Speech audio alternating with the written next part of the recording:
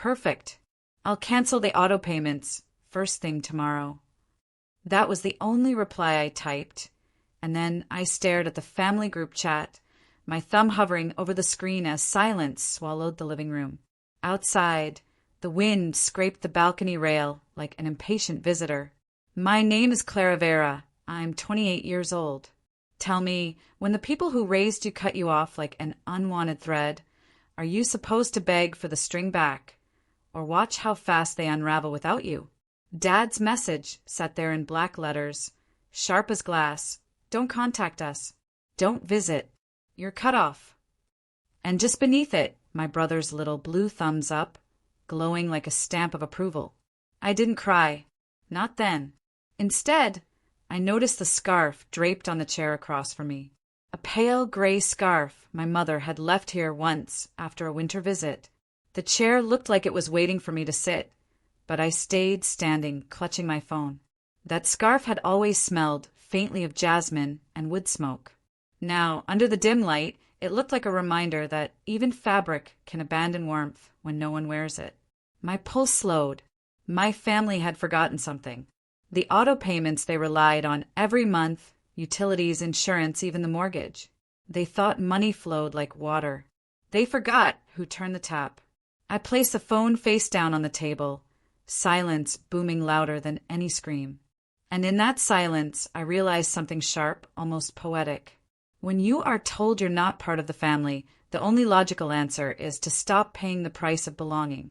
That was the moment I knew. Tomorrow, everything would change. Cliffhanger. By midnight, the storm would already begin.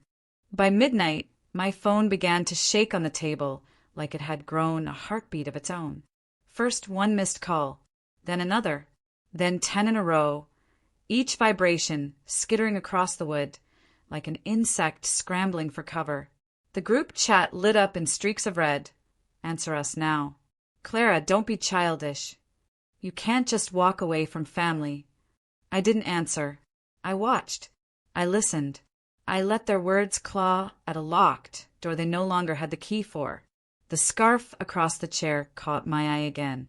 Under the glow of the streetlight outside, it looked almost alive, like it was leaning forward, listening to the chaos crackling through my phone. It struck me then, fabric absorbs. It remembers the warmth of bodies, the sound of arguments, the sting of betrayal. That scarf had soaked up years of my mother's presence. Now it bore witness to her absence. A new message arrived, sharper than the rest. From Dad. We didn't mean it like that. Your brother was only joking. Just stop acting crazy and turn the payments back on. I could almost hear his voice, gravelly, dismissive, the same voice that once told me I was too sensitive when I found my brother had stolen from me. The calls kept stacking, one after another. 15, 20. My brother's number flashing between them, his texts leaking arrogance and panic at once. What are you trying to prove? You wouldn't dare. You need us more than we need you. The wind outside rose into a low howl, pressing against the windows like the world itself was siding with me. I leaned back, breathed deeply, and whispered to the empty room. They've mistaken silence for weakness. Tomorrow, they'll learn what silence really costs. Cliffhanger. At dawn, the first bill would come due without me. Morning light bled through the curtains, thin and pale. The storm of calls had finally slowed, leaving my phone heavy with missed notifications. I didn't scroll. I didn't reply. Instead, I opened the banking app. With 3 swipes and a single confirmation code, the auto payments my family depended on went still, like a river dammed at its source. I half expected silence. Instead, within the hour, my brother's name lit up the screen. Clara, what did you do? The power company just called Dad. I smiled, faint and cold. For years, I had been their invisible scaffolding, paying the bills, covering the cracks, making sure no one else knew the house was already rotting beneath the paint. The scarf still hung on the chair, limp now as if mourning. I reached out and touched it. It felt softer than I remembered, like the years of loyalty stitched into every fiber had been stripped away overnight. I dropped it back, almost disgusted at myself for ever keeping it. Another message arrived, this one from Mom. Clara, please, don't embarrass the family. People are finding out. I laughed out loud, the sound too sharp for such a quiet morning. Embarrassment? That was their true fear. Not losing me, not losing my trust, but losing their image. Outside, the world was moving, neighbors pulling out of driveways, a dog barking in the distance. But inside, time felt suspended, balanced on the edge of revelation. For the first time in years, I didn't feel like the weak one. I felt like the mirror they were too afraid to look into. And I knew this was only the first crack. Cliffhanger. By afternoon, someone would show up at my door, desperate enough to beg. The knock came at exactly 2:07 p.m. Not a polite tap, a furious pounding, rattling the door frame like the whole house might cave in if I didn't answer. I stood in the hallway, the scarf now draped around my shoulders, not for comfort but as armor. The fabric whispered against my skin, carrying the ghost of Jasmine, reminding me of every false apology my mother had ever given me. Through the peephole I saw him, my brother, his face blotched red, his jaw clenched so tight it looked like his teeth might shatter. He was dressed like always, expensive jacket, shiny watch, symbols he hadn't earned, financed by a sister he claimed was worthless. Clara! His voice thundered through the wood. Open the damn door. We need to talk. I didn't move.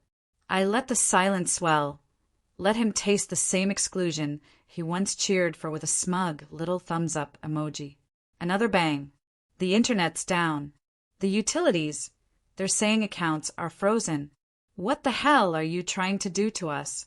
The scarf slipped down my arm, brushing my hand. I thought of how many years I had carried his burdens quietly.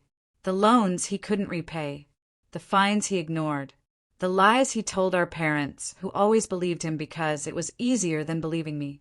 I said, "Open the door." His voice cracked this time, not with anger, fear.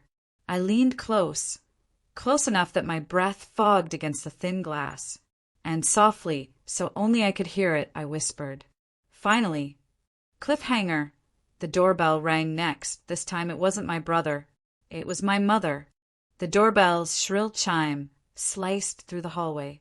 My brother's pounding stopped, replaced by a sudden, heavy silence. Then I heard her voice, low, sharp, trembling with that peculiar blend of guilt and command only mothers possess. "Clara, open the door. Now." I froze, the scarf slipping further down my shoulder. For a second, I almost reached for the lock. Old reflex, the part of me that still wanted her approval, still craved a trace of softness. But then her words from the night before replayed, cold as stone. Don't contact us. Don't visit. You're cut off. I tightened the scarf around my arm instead. Through the peephole I saw her, my mother, standing straight-backed, lips pressed into a perfect line. Beside her, my brother hovered, glaring at the floor like a chastised child. It was almost poetic, him looking smaller than I'd ever seen him. The boy who once liked a message that exiled me. "Clara," she said again, voice softening now. "You've made your point. Turn the payments back on. Don't humiliate us further. We raised you better." Better? The word curdled in my chest. I thought of every birthday forgotten, every excuse made for my brother, every time I was told to be quiet, be grateful, be less. I didn't answer. My silence stretched long enough that she shifted uncomfortably, glancing toward the street as if worried someone might be watching. And then, like a crack in porcelain, her control slipped. "Clara, do you want us to lose everything? Is that what you want?" Her voice trembled, not with love, not with worry, with fear of embarrassment.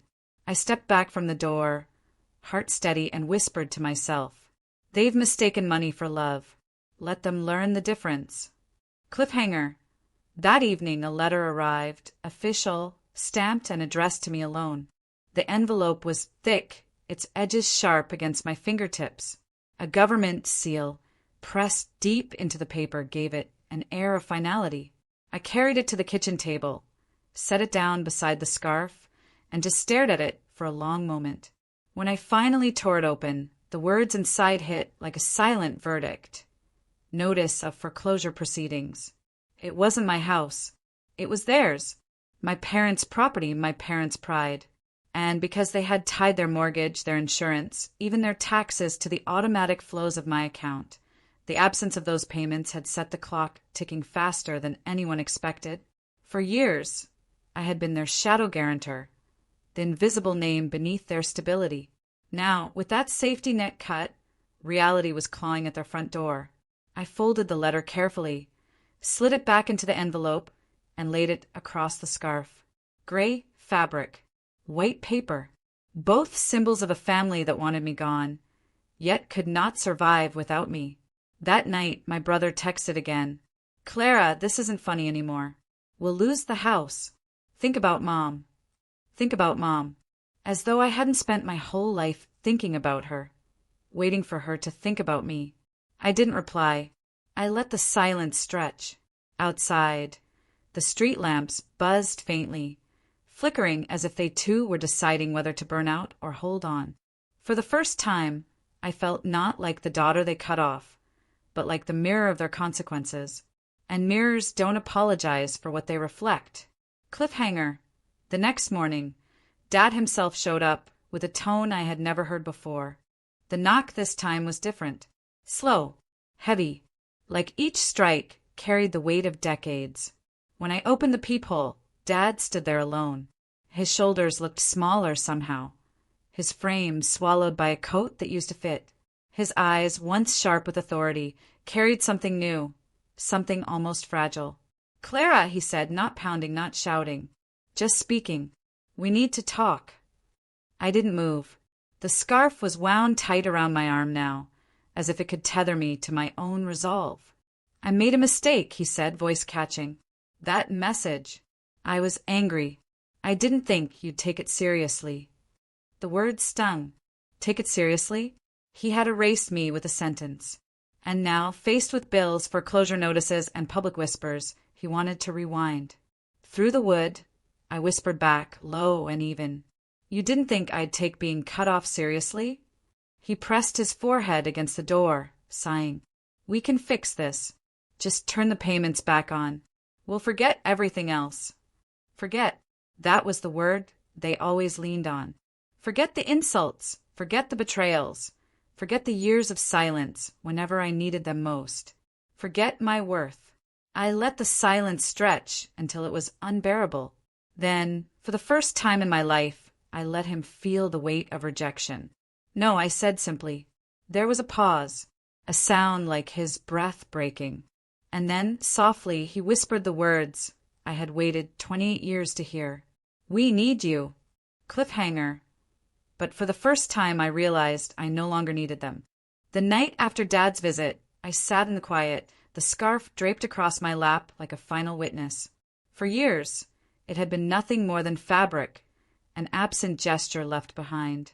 But now it felt like the thread tying past to present, proof that I had once belonged and had chosen to let go. Their calls had stopped, not because they had accepted my silence, but because they had exhausted themselves against it. The foreclosure notice would proceed. The utilities would demand payment. And slowly, the image of our family, the one they had clung to more desperately than the truth, would crumble in public view. I didn't need to say a word.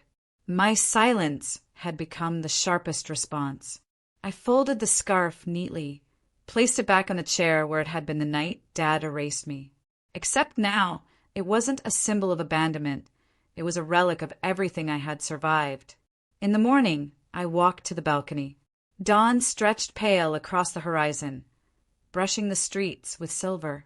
I breathed in deeply, letting the air fill the hollow spaces their rejection had carved. For the first time, I didn't feel cut off. I felt free.